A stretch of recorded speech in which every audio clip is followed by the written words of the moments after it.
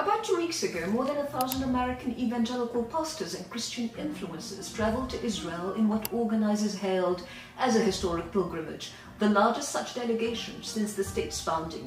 Arranged by the Friends of Zion initiative and blessed by Israel's Ministry of Foreign Affairs, the visit was greeted with presidential ceremony. It was marketed as a spiritual awakening. In reality, it was a political crusade cloaked in the language of revelation.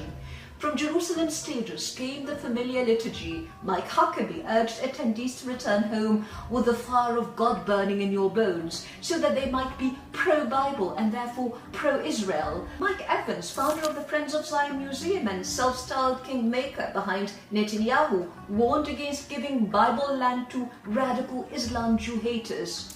The message was unmistakable. Israel presented as biblical truth made flesh, its enemy reduced to radical Islam, the conflict framed as a cosmic duel between Judeo-Christian virtue and Muslim darkness. This script is not new. It's been rehearsed for decades and faithfully echoed by Christian-Zionists who imagine themselves guardians of the besieged Holy Land. But the entire spectacle rests on a deception that Palestine is a story of Jews versus Muslims, and that Christians, by faith, by identity, by history, naturally belong on Israel's side.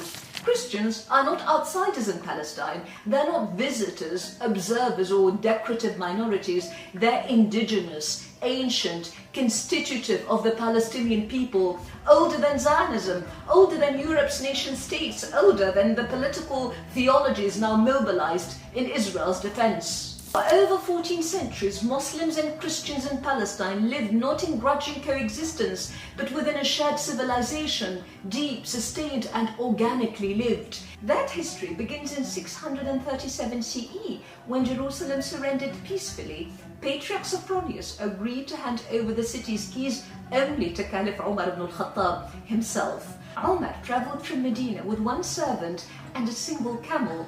They took turns riding it.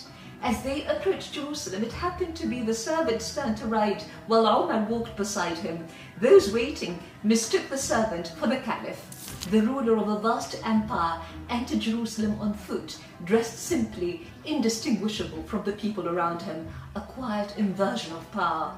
Umar refused spectacle. He refused domination disguised as holiness. He signed a covenant guaranteeing Christian lives, churches, property, and worship.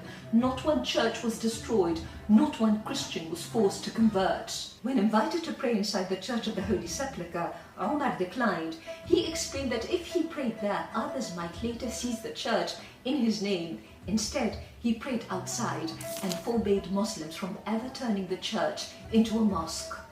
Power restrained itself deliberately. That ethic endured. Once Salah ad-Din al-Ayyubi later liberated Jerusalem, the arrangement governing the Church of the Holy Sepulchre was accepted by Christian custodians as a stabilizing solution. By mutual consent, the keys were entrusted to two Muslim families, the Jude al-Hussainis and the Nusaybis, neutral stewards of the shared sacred space. More than 8 centuries later, they still open the doors each morning and close them each night. This is not domination, it's stewardship. That shared life carried into modern Palestinian history. During the Great Revolt against British rule in the 1930s, Christians were not peripheral, they were leaders. Fuad Serba served as secretary of the Arab High Committee. Alfred Roche of Jaffa was among its members. The Palestinian flag bore both crescent and cross, symbols of a national movement sustained by both faiths. Later generations produced an extraordinary constellation of Palestinian Christian figures. George Habash, founder of the Popular Front for the Liberation of Palestine, Naif Hawatmi, leader of the Democratic Front for the Liberation of Palestine, Hanan al-Ashrawi, the articulate diplomat, Emil Habibi, novelist and political leader who gave literary form to the lived absurdities of Palestinian life under settler colonial rule. Edward Said, one of the most influential intellectuals of the 20th century who reshaped entire disciplines, literature, cultural studies, post-colonial theory, while remaining firmly rooted in the Palestinian experience. Khalil Sakakini, the Jerusalemite educator and diarist. Nabiha Nasser, founder of Birzeit University, educator, feminist and Arab nationalist. Palestinian Christianity was never marginal. It was central to politics, to culture, to education and moral imagination. And in the arts, that unity was lived rather than declared. The trio Jubran, 3 Christian brothers from Nazareth who carried the words of Mahmoud Darwish, a Muslim poet, to world stages.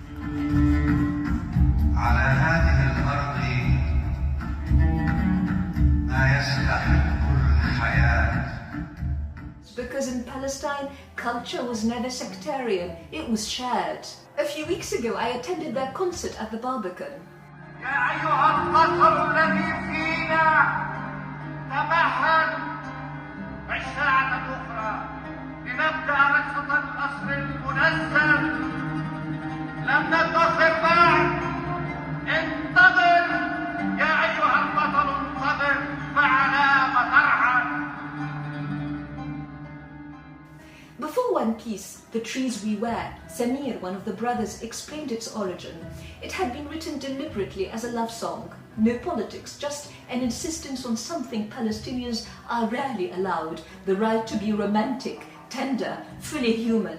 Shireen Abu Aqli once attended their concert in Ramallah and said that that piece was her favorite. 3 years later, Shireen, a Palestinian American Christian journalist, was shot dead by Israeli soldiers while covering a military incursion in Jenin. Her body fell beneath a tree. The trio later dedicated the song to her. A love song became mourning. When Shireen's coffin was carried through East Jerusalem, Muslims and Christians stood together to shield it as Israeli forces attacked the pallbearers. This is the Christianity Christian-Zionists refuse to see. Because Palestinian Christianity exposes the lie at the heart of their narrative, this is not a civilizational war. It is a colonial project, one that has devastated Christian life. In 1948, Zionist militias bombed the Semiramis Hotel, killing 25 Palestinian Christians. 12 Christian villagers were executed in Ailabon. The Nakba displaced around 90,000 Christians and closed dozens of churches. During Israel's assault on Gaza, churches were bombed. Even the Church of the Nativity endured military siege. Before 1948, Christians made up more than 12% of Palestine. Today, barely 1%. Clergy like Dr. Mandar Ishaq warned that by 2050 there may be no indigenous Christian presence left at all. And still, Christian Zionists remain silent. They defend a state that bombs churches while claiming biblical values. They sanctify power while ignoring the people whose faith was born on this land.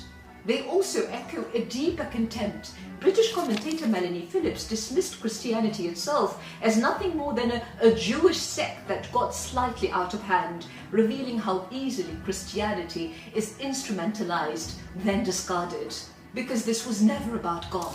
What presents itself as Christian solidarity is in truth the willing placement of Christianity in the service of a supremacist, exclusionary ideology, one that cannot tolerate Palestine as it is, plural, indigenous, historically layered.